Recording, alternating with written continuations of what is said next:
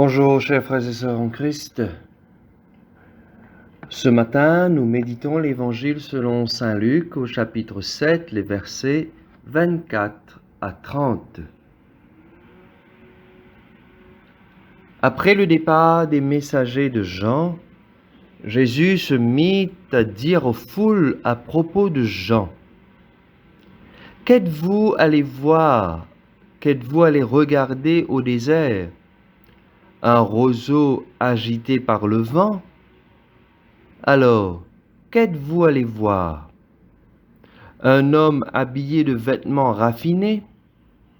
Mais ceux qui portent des vêtements somptueux et qui vivent dans le luxe sont dans les palais royaux. Alors, qu'êtes-vous allés voir? Un prophète? Oui, je vous le dis, et bien plus qu'un prophète. C'est de lui qu'il est écrit: « Voici que j'envoie mon messager en avant de toi pour préparer le chemin devant toi. » Je vous le dis, parmi ceux qui sont nés d'une femme, personne n'est plus grand que Jean. Et cependant, le plus petit dans le royaume de Dieu est plus grand que lui. Tout le peuple qui a écouté Jean, y compris les publicains, en recevant de lui le baptême, a reconnu que Dieu était juste.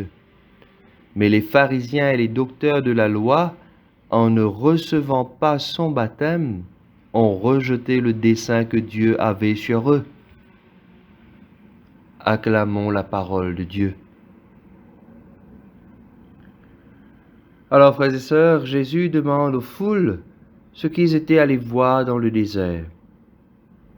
Ont-ils vu un roseau agité par le vent, c'est-à-dire une branche qui va et vient au gré du vent, pour signifier quelqu'un qui changerait de position au gré des tendances, des modes, quelqu'un qui se contenterait de dire ce que les gens voudraient entendre. Si la tendance va à droite, la personne va à droite. S'il n'y a plus d'intérêt à gauche, la personne change de direction. Mais Jean n'était pas de ce type-là. Les gens sont allés entendre quelqu'un qui disait la vérité sans craindre ni faveur, qui n'a pas eu peur de dire ce qui devait être dit, même si les gens n'étaient pas très heureux de ce qu'ils entendaient, même si cela les visait parfois, et même souvent, directement.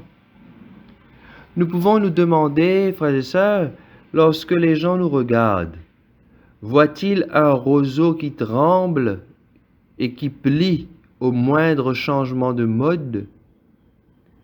Est-ce qu'ils voient des personnes qui s'inquiètent du statut, du luxe, de l'obsession pour les choses matérielles de ce monde? Ou voient-ils des personnes qui proclament sans crainte et avec constance le chemin du Seigneur dans tout ce qu'elles disent et font? Les foules sont averties de ne pas considérer Jean simplement comme une décoration dans un désert. Non, Jean-Baptiste vient résumer tout ce que les prophètes de l'Ancien Testament ont annoncé depuis des siècles à des générations et des générations concernant le Messie, concernant le plan de Dieu.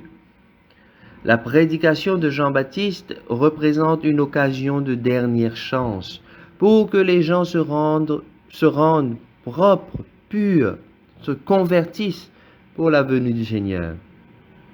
Les pharisiens, les scribes, les docteurs de la loi étaient trop attachés à leurs propres idées, à leurs biens, pour donner à Jean une certaine écoute.